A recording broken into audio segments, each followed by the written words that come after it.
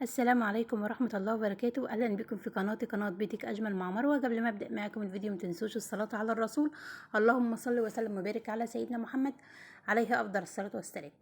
الفيديو بتاع النهاردة يا بنات هنحضر مع بعض كده الغدا، وهنزل أجيب كده شوية خضار، هوريكم أنا اشتريت ايه وهعرفكم الأسعار اللي أنا اشتريت بيها. بس بدأت كده يومي طبعا بتجهيز الغدا. اتغدينا وخلصنا، وكمان شطبت المطبخ بتاعي عشان طبعا سمك يعني زفارة، فلازم بعد أكلة السمك على طول بتغسلي المواعين بتاعتك وبترمي أي حاجات كده اللي هي بتاع تنظيف السمك والشوك والكلام ده كله بترميه. وكمان بتنضفي كده البوتاجاز بتاعك، يعني يعني بتعطري المطبخ بتاعك عشان خاطر ريحة زفرة السمك وكده. فما ينفعش ان احنا نخلي حتى ولو طبق واحد بس كده مكان سمك، ما ينفعش نسيبه لتاني يوم في الحوض خالص. المهم سمك دوت جبناه او جبته، يعني غسلته وظبطته. بس السمك دوت اسمه سمك رعاط. بصوا اللي هو ايه، السمك دوت بيعمل كهربا كده اثناء وانت بتغسليه. في المهم المكان اللي احنا اشترينا منه السمك دوت، فالراجل اللي بيبيع قال شنطة السمك كده تمسكيها تربطيها بعد ما خدتها من عنده يعني، وتحطيها في الفريزر لمدة نص ساعة. بعد النص ساعة طلعيه ونضفيه عادي، مش هيحصل اي حاجة معاك، مش هتخافي منه. لكن لو خدتيه وهو صاحي كده ونضفتيه على طول، هي كهربك كده، يعني هيحصل كهربا كده وهتخافي منه. بالفعل انا عملت كده، خدت السمك ورحت مسكت الشنطة بتاعته ربطتها وحطيته في شنطة تانية من عندي، ورحت كمان حطيته في صينية، وحطيت الصينية في الفريزر عشان خاطر ريحة الزفارة والكلام ده كله. حطيته وهو السمك وهو لسه صاحي، حطيته في الفريزر لمدة نص ساعة. بعد ما طلعته، بعد ما عدت نص ساعة كده طلعته، ورحت ايه، بدأت ان انا انضف السمك. كان السمك بتاعي خلاص يعني مع السجع والكلام ده كله خلاص، يعني اللي هو زي ما تكون يعني خلاص كان هيتلج. فالمهم ايه، ميت معناه، يعني بمعنى صح السمك بتاعي ميت. فالمهم ايه، نضفته ما حصلش معايا اي حاجه خالص، ونضفته وكان زي الفل معايا. السمك دوت بصراحه انا اول مره اشتريه، واول مره اعمله، واول مره اكله يعني. بصوا بس بصراحه طلع طعمه حلو، ويعني السمك نفسه طعمه جميل. المهم بقى بعد طبعا ما غسلته وظبطته ونضفته ونجحته كده في ليمون ودقيق بعد ما غسلته خالص يعني. المهم جبته كده، عملت له الخلطه بتاعته اللي هو ايه، عملت توم مفروم، فلفل احمر مفروم او فلفل اخضر على حسب ما تحب او على حسب ما موجود عندك. بعد كده بعد ما بعمل له كده التوم والفلفل وليمون وخل، وطبعا كمون والتوابل اللي انت بتحبيها. لو عندك توابل سمك ضيفي. بنعمل كده، بنحشي السمك بتاعنا وبنسيبه في الخلطة دي لمدة مثلا ساعة كده او نص ساعة عشان اللحم بتاع السمك يتشرب.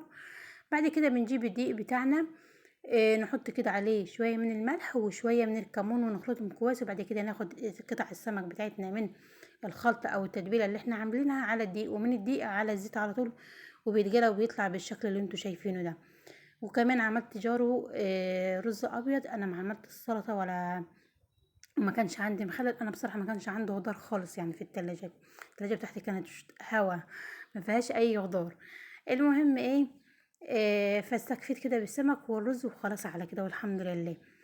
المخلل مش بشتريه كتير بصراحة، عشان يعني بناكل فيه كتير وبنتعب، فمش بشتريه. غير كده يعني لما نفسنا تروح له. بس ده كده يا بنات الغدا بتاعنا، غدانا يعني اللي هو ايه سريع سريع.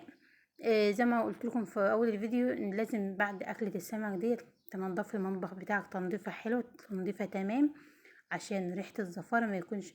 لو الطاسة بتاعتك كمان مكان مجالية السمك فيها شوية زيت، كبيهم واغسلي الطاسة، عشان برضو ريحة الطاسة لما بتقعد الزيت بتاع السمك بيعمل ريحة. بس كده بعد ما اتغدينا يا بنات ونضفت المطبخ ظبطته وخليته زي الفل، ورحت كان عندي كيس بسبوسه ورحت طلعته كده عملته. فما حبيتش ان انا اعمله معاكم يعني، عشان عملته في القناه قبل كده، عملت البسبوسه في القناه قبل كده، فمش عايزه الفيديوهات يعني تكون متكرره كتير. فهي طريقتها سهله يعني، بنجيب كيس البسبوسه بتاعنا بنفضيه في طبق بلاستيك او في بوله بلاستيك اللي انت هتعجني فيها.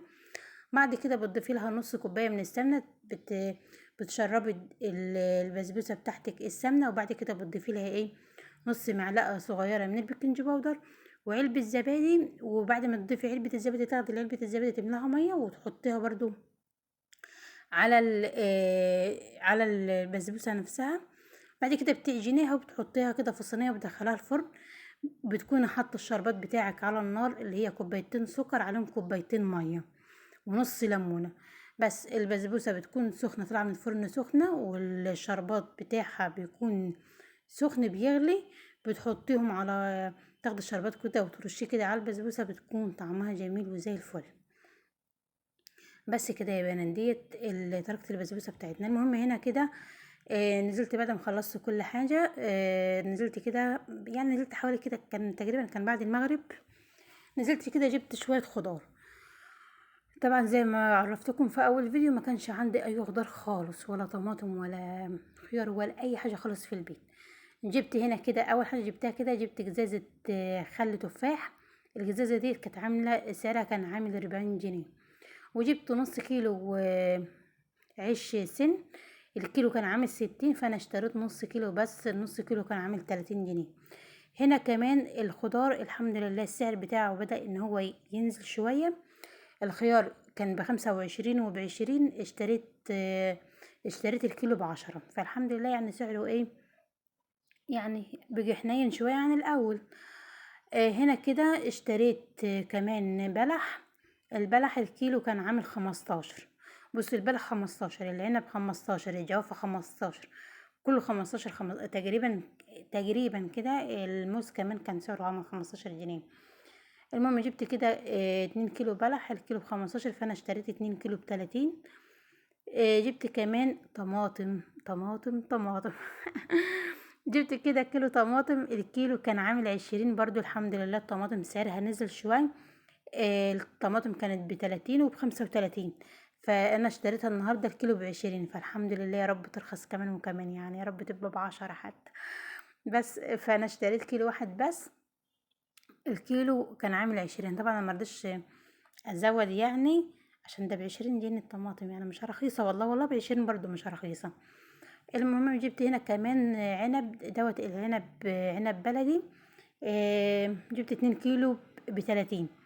ما جبتش غير عنب وبلح بس، يعني نوعين كده، ايه اللي هو ايه، نتسلى فيهم. 2 بلح ب30 واتنين عنب ب30.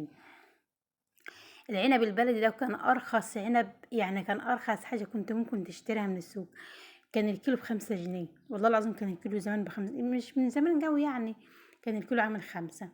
دلوقتي الكيلو ب15 جنيه. يلا الحمد لله. جبت هنا كده فلفل يا بنات، فلفل اخضر، اشتريت كيلو. عايزه اعرفكم ان انا وقفت عند ست، بقولها الكيلو الفلفل بكام، جت لي الكيلو ب20، اقسم بالله. المهم واحده تاني جنبيها بقولها كيلو الفلفل بكام، جت لي ب10. والله العظيم ان هو ده اللي حصل. فبصوا 10 من 20، يعني واخده قد تمنه. فرحت اشتريتها ب10. هو الفلفل ده هو الفلفل ده، والله العظيم ما في اي اختلاف. فرحت اشتريتها ب10. طب انا هاخد ليها ب20 اذا كان في ب10؟ ما لو وحش مش هشتريه يعني بصراحة. بس انا شايفة ان الفلفل هو مفيش اي اختلاف. فرحت جبت كيلو ب10. انا اولى بالعشرة التانية يعني. طب ليه حرام الاستغلال ده يعني، الناس ناقصة. المهم جبت هنا كمان كيلو وربع ليمون ب10 جنيه. الليمون انا مش هعمل مخلل بصراحة. الليمون دوت انا هغسله، وبعد ما اغسله بسيبه ينشف، وبحط يعني ينشف من المية. وبعد كده بروح حاطاه كده في برطمان في الفريزر، بيقعد عندي. منين ما احتاج ليمونه اروح مطلعاها كده، هسيبها 5 دقايق كده على المطبخ تفك واستخدمها. بيكون حلو بصراحة، وبيكون عندي في اي وقت. يعني الليمون ده مش مقطعه من البيت. وجبت كمان يا بنات بدنجان اسود، الكيلو المكان اللي انا اشتريت منه